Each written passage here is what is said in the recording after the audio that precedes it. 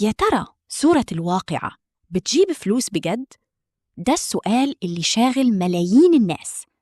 النهاردة إحنا في رحلة عبر الزمن عشان نكشف السر الحقيقي ورا الصورة اللي شيبت النبي صلى الله عليه وسلم والصحابة. هل الموضوع مجرد تعويذة مالية ولا الحكاية أكبر من كده بكتير؟ النبي صلى الله عليه وسلم قال عنها جملة تهز القلوب: شيبتني هود وأخواتها. الصحابة ما كانوش بيشوفوا الصورة دي باب للغنى المادي أو شيك على بياض، دول كانوا بيسمعوها وقلوبهم بترجف من الخوف. يا ترى إيه اللي كان بيخوفهم للدرجة دي؟ تعالوا نرجع بالزمن لمكة.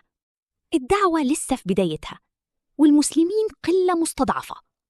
في الوقت ده قريش كانت في قمة الغرور بفلوسها وقوتها، وفاكرين إن الغنى في الدنيا هو دليل رضا ربنا والفقر هو دليل غضبه. الكفار وقتها كانوا بيستبعدوا يوم القيامة تماماً، وبيعتبروا الكلام عن الآخرة مجرد خيال. كانوا بيقولوا باستهزاء شديد: أإذا متنا وكنا تراباً وعظاماً أإنا لمبعوثون؟ كانوا فاكرين إن الموت هو النهاية. هنا نزلت سورة الواقعة، مش عشان تجادلهم بالراحة، دي نزلت عشان تصدمهم صدمة عنيفة تكسر وهم الفلوس والقوة. نزلت تأكد إن اللحظة دي جاية ومفيش قوة في الأرض هتمنعها. إذا وقعت الواقعة ليس لوقعتها كاذبة. أعظم ما ميز الصورة إنها لخصت مصير البشرية كلها في 3 فئات بس، مفيش رابع ليهم. وانت دلوقتي بتسمعني لازم تكون واحد من الفئات دي. وكنتم أزواجا 3. الفئة الأولى هم السابقون، دول ناس ما استنوش الأوامر، دول اللي سبقوا للطاعة، سبقوا للإيمان، وسبقوا للتضحية. عشان كده مكانتهم هي الأعلى والأقرب لله. والسابقون السابقون أولئك المقربون. الفئة التانية هم أصحاب اليمين، ناس صالحين أمنوا وعملوا الخير ونجوا من العذاب، لكنهم ما بلغوش درجة السبق والمبادرة العالية اللي عملتها الفئة الأولى. دول أهل الجنة والنعيم. وهنا بيجي التخويف الشديد: أصحاب الشمال. صدمة الندم والحسرة اللي ما بتنتهيش للناس اللي كدبت واغترت بالدنيا وفلوسها ونسيت إن في يوم حساب. وأصحاب الشمال ما أصحاب الشمال.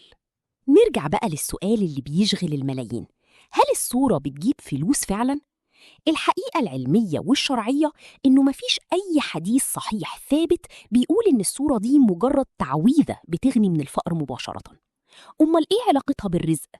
الواقعة بتعمل إعادة برمجة لمفهوم الرزق في عقلك. هي مش بتوعدك بشيك بنكي، دي بتعلمك إن السعي عليك، لكن الرزق الحقيقي من عند ربنا. أفرأيتم ما تحرثون أأنتم تزرعونه أم نحن الزارعون؟ اللي بيداوم على قراءتها بيفهم المعنى ده، فبيزول من قلبه الخوف من الفقر تماماً. بيتعلم التوكل الحقيقي ويدرك إن الرزق مش بس ورق بفلوس، الرزق الحقيقي هو طمأنينة، رضا، صحة وبركة في اللي معاك. الخلاصة يا جماعة، الصورة مش لجذب المال، دي لبناء وعي الإنسان. اللي قلبه بيستغني بالله بيجيله الرزق من حيث لا يحتسب. الصحابة قرأوها كرسالة مصير بتحدد مكانهم في الآخرة، مش كتعويذة دنيا. اقرأ سورة الواقعة مش عشان عايز فلوس، لكن عشان تسأل نفسك كل ليلة: أنا هكون في أي فريق لما تقع الواقعة؟ اقراها عشان تكون من السابقين مش من النادمين. خليك دايما سباق في طريق الوعي. لمزيد من المحتوى اللي بيغذي العقل والروح وبيكشف أسرار القرآن بوعي جديد، ما تنساش تتابع صفحة نور ساينس AI.